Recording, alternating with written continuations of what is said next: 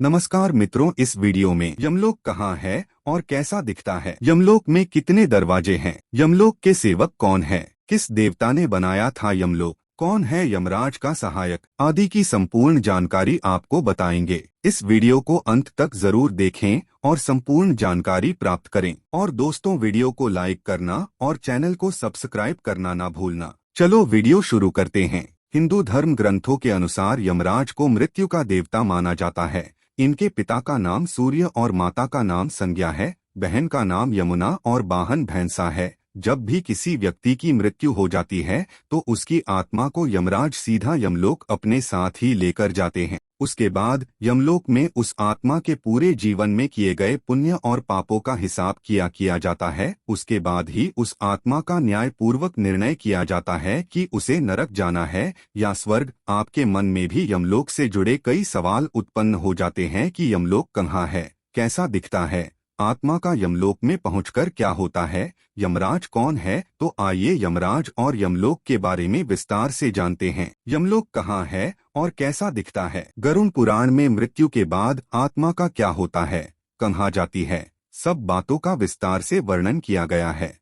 यमलोक की पृथ्वी से दूरी लगभग 86,000 योजन, लगभग 12 लाख किलोमीटर है। इसका उल्लेख पद्म पुराण में भी मिलता है। यमलोक में बने यमराज के महल को कालित्री और यमराज जिस सिंहासन पर बैठते हैं उसे विचार भू कहा जाता है। यमराज के महल के पास ही यमराज के सहायक चित्रगुप्त का महल भी बना हुआ है। यमलोक में बड़े बड़े राजमार्ग बने हुए हैं। यमलोक करीब 48,000 किलोमीटर की लंबाई और 24,000 किलोमीटर की चौड़ाई में फैला हुआ है। यमलोक में एक विशाल नदी भी है जिसका नाम पुष्पोदका है।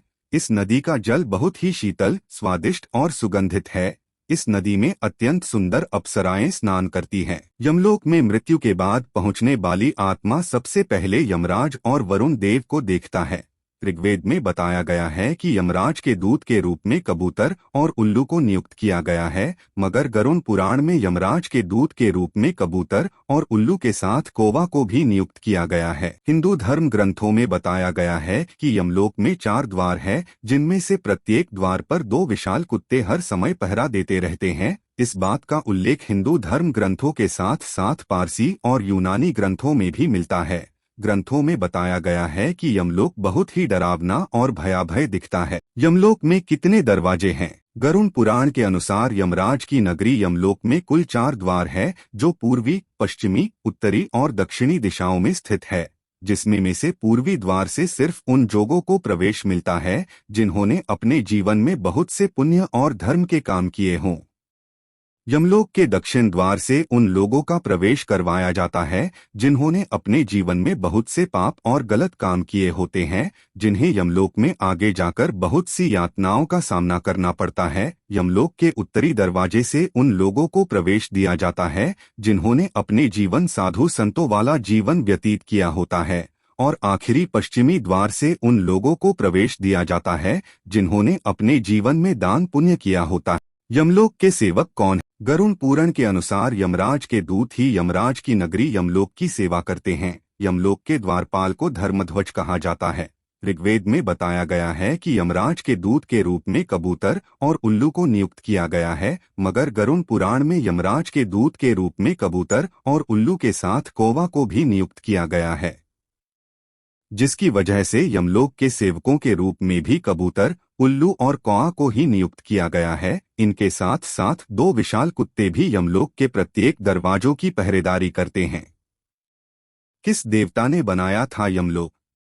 यमलोक के भवनों और पूरी नगरी का निर्माण देवशिल्पी भगवान विश्वकर्मा देव ने किया था। इस नगरी में यम किसी आत्मा का निर्णय करने से पहले अपने कई सलाहकारों से सलाह करते हैं। यमराज की सभा में जब सलाहकारों से सलाह ली जाती है तो इसमें कई चंद्रवंशी राजा और सूर्यवंशी राजा यमराज के सलाहकारों का काम पूरी कर्तव्यनिष्ठा के साथ निभाते हैं। कौन है यमराज का सहायक। गरुड़ पुराण में बताया गया है कि यमराज के सहायक के रूप में चित्रगुप्त को नियुक्त किया गया है।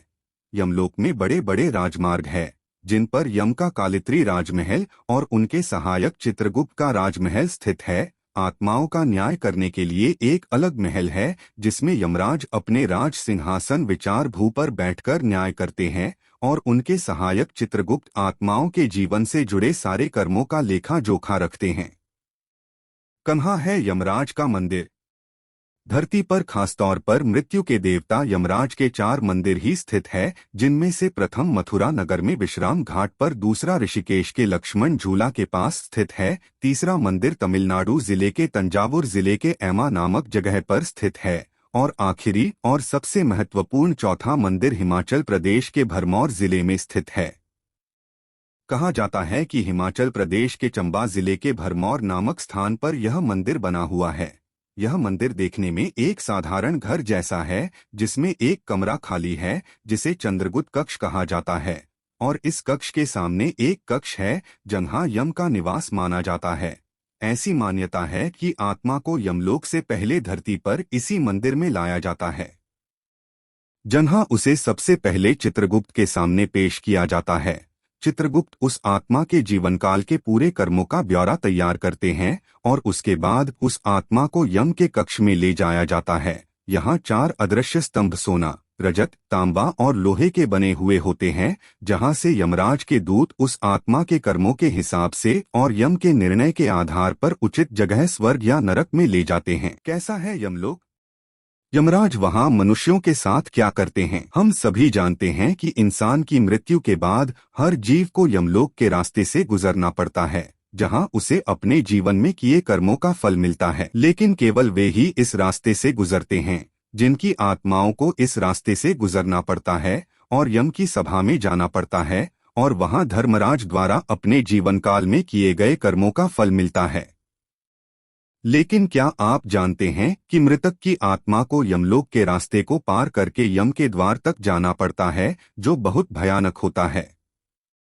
आज हम हिंदू धर्म के गरुड़ पुराण में वर्णित यमलोक के मार्ग के बारे में चर्चा करने जा रहे हैं। पुराणों में यमराज को मृत्यु का देवता बताया गया है।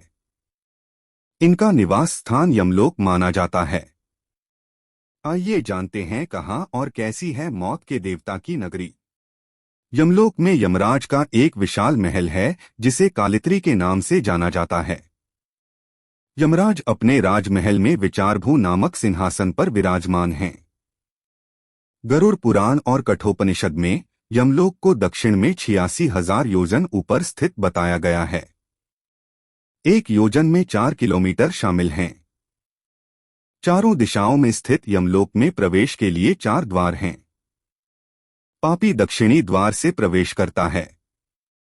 जीवनदान देने वाले पश्चिमी द्वार से प्रवेश करते हैं।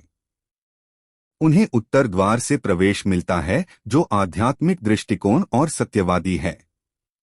माता पिता और गुरुओं की सेवा करने वाले भी इसी द्वार से यमलोक में प्रवेश करते हैं। सबसे अच्छा प्रवेश द्वार उत्तर में है। इसे स्वर्ग द्वार के नाम से जाना जाता है। इसी द्वार से सिद्ध और साधु प्रवेश करते हैं। इस द्वार से प्रवेश करने वालों का अप्सराओं, देवों और गंधर्वों द्वारा स्वागत किया जाता है। यमराज के कई सेवक हैं जो यमदूत कहलाते हैं। उनके 2 मुख्य संरक्षक महंद और कालपुरुष हैं। इसके अलावा 4 आंखें और चौड़े नथुने वाले 2 कुत्ते यमलोक की रक्षा करते हैं। यमलोक में चित्रगुप्त का घर है, जो यमराज के सहायक हैं। चित्रगुप्त के घर से 20 योजन यानी 80 किलोमीटर दूर यमराज का महल स्थित है। यमलोक में पुष्पोदक नामक नदी बहती है। इस नदी का पानी साफ और ठंडा है। नदी के किनारे सुंदर हैं और छायादार वृक्ष भी। यमलोक की यात्रा के दौरान आत्मा को यहाँ कुछ देर आराम करने का मौका मिलता है। यमराज की इमारत भगवान मूर्तिकार विश्वकर्मा द्वारा बनाई गई है। इस भवन में सभी प्रकार के सुखों का वास होता है। यमराज की सभा में मनुष्यों और देवताओं की सभी मनोकामनाएं पूरी होती हैं। यमराज की सभा में कई चंद्रवंशी और सूर्यवंशी राजा हैं, जो यमराज की सलाह और नीति से आत्माओं को उनके पद के अनुसार फल देते हैं। गरुड़ पुराण और कठोपनिषद यमलोक के बारे में कहते हैं कि यमलोक मृत्युलोक से ऊपर दक्षिण में 86,000 योजन है। इसीलिए यमराज को दक्षिणमुखी दीपक अर्पित किया जाता है। यमराज के महल का नाम कालित्री है और वे विचार भू नामक सिंहासन पर विराजमान हैं। यमराज अपने महल में विचारभू नामक सिंहासन पर विराजमान हैं। उत्तर द्वार को स्वर्ग का द्वार माना जाता है। यहाँ गंधर्व और अप्सराएं आत्मा का स्वागत करती हैं। यमराज के सेवक यमदूत कहलाते हैं। महेंद्र और काल पुरुष उनके दो रक्षक हैं और वैध द्वारपाल हैं। इसके अलावा दो कुत्ते यमलोक की रखवाली करते हैं। चित्रगुप्त का निवास यमलोक में ही है। चित्रगुप्त महाराज लोगों के कर्मों पर नजर रखते हैं। यमराज का महल चित्रगुप्त के वास्तु से 20 योजन दूर है। यमराज का भवन विश्वकर्मा ने बनाया है। यमराज की सभा में अनेक चंद्रवंशी और सूर्यवंशी राजा निवास करते हैं, जिनके उपदेश और ज्ञान से यमराज प्रेतात्माओं को उनके कर्मों के अनुसार फल देते हैं। यमलोक में पुष्पोदक नामक नदी बहती है, जिसके किनारों पर सुंदर छायादार वृक्ष लगे हैं। यमलोक की अपनी यात्रा के दौरान आत्मा कई बार इन वृक्षों के नीचे विश्राम करती है। इस स्थान पर आत्मा को पितरों द्वारा तर्पण और पिंडदान मिलता है। यमलोक कौन जाता है? गरुड़ पुराण में जब गरुड़ भगवान श्रीहरि विष्णु से यमलोक के बारे में प्रश्न करते हैं, तब उत्तर में यमलोक का मार्ग बताते हुए भगवान कहते हैं कि वास्तव में वही आत्माएं जो पापी होती हैं, उन्हें ही यमलोक ले जाया जाता है। यमराज यमलोक में रहते हैं। दया, दान आदि पुण्य कर्म करने वाली आत्माएं स्वर्ग को प्राप्त होती हैं।